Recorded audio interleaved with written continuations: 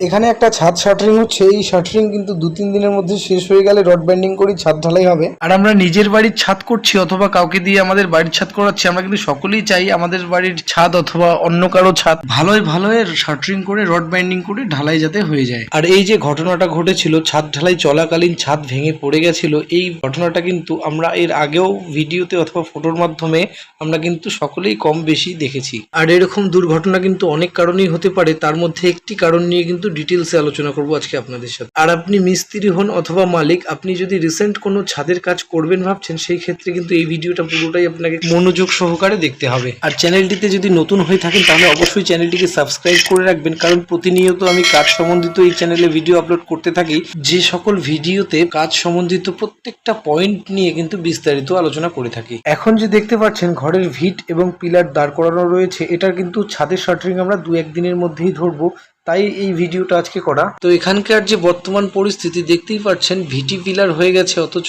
Floor ঢালাই করা হয়নি, রাফ ঢালাই করা হয়নি। আর এই পরিস্থিতিতে যদি আমরা ছাদ ঢালাই করি, সেই ক্ষেত্রে কিন্তু প্রথম কারণ হবে ছাদ ডেবে যাওয়ার, রাফ ঢালাই। কারণ রাফ ঢালাই না করে কিন্তু ছাদ শাটারিং ধরলে সেই ছাদ কিন্তু 50% চান্স থাকে ডেবে যাওয়ার। এবার ছাদ ঢালাইয়ের আগে রাফ ঢালাই না করে নিলে কেন ছাদ ডেবে যায়? কারণ আমরা যখন ছাদের বাঁশ লাগাই তখন কিন্তু একটা নির্দিষ্ট দূরত্বে ছাদের লোড অনুযায়ী 20 ইঞ্চি অথবা 24 ইঞ্চি ম্যাক্সিমাম 30 ইঞ্চি পর্যন্ত কিন্তু আমরা বাঁশের স্পেসিং দিয়ে থাকি। আর এই ছাদে যখন ঢালাই হয় আর ঢালাই লোডটা যে পড়ে, সেই সময় কিন্তু ছাদের প্রত্যেকটা সাপোর্ট, ছাদের প্রত্যেকটা বাঁশ কিন্তু একই সাথে লোড নেয়। আর এখান থেকে একটা বাঁশও যদি কমজোরি হয় অথবা রাফ ঢালাই না থাকার কারণে একটি বাঁশও যদি ডেবে যায়, সেই ক্ষেত্রে কিন্তু সেই ভাইব্রেশন আশেপাশের প্রত্যেকটা বাঁশেই প্রভাব পড়বে। আর তখনই কিন্তু সেই বাঁশগুলো 1-2 ইঞ্চি করে ডাবতে শুরু করবে, আর তখনই কিন্তু পুরো ছাদটাই আস্তে আস্তে ডেবে যাওয়ার চান্স থাকে। আর সেই জন্যই কিন্তু ছাদ শাটারিং শুরু করার আগে আমাদের মেঝেটা রাফ ঢালাই অবশ্যই করে নিতে হবে। আর যেহেতু রাফ ঢালাইটা আমাদের বিল্ডিং এর একটা খুবই গুরুত্বপূর্ণ পার্ট, সেই জন্য কিন্তু রাফ ঢালাইটা আমাদেরকে খুবই মাপজোক করে, সঠিক ওয়াটার লেভেল করে, সঠিক নিয়মে কিন্তু আমাদের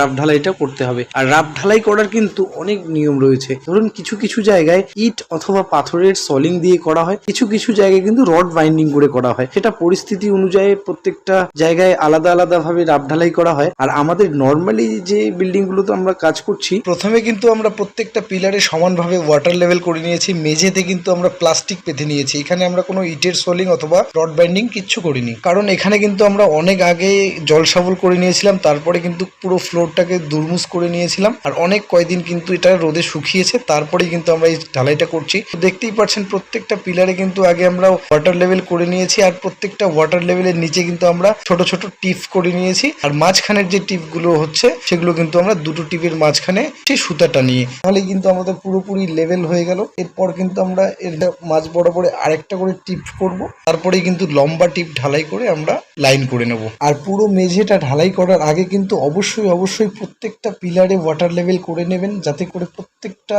ওয়াটার লেভেলেই যাতে আমাদের মাপে মিলে যায় আর ফ্লোরটা যাতে একদমই সমান হয়। কারণ এখন যদি আপনি ফ্লোরটা সঠিক নিয়মে সমান লেভেলে না ঢালাই করেন, পরে কিন্তু যখন টাইলস বসাতে যাবেন তখন কিন্তু উঁচু নিচু হলে ফ্লোর আরও আপনাকে ভাঙতে হবে।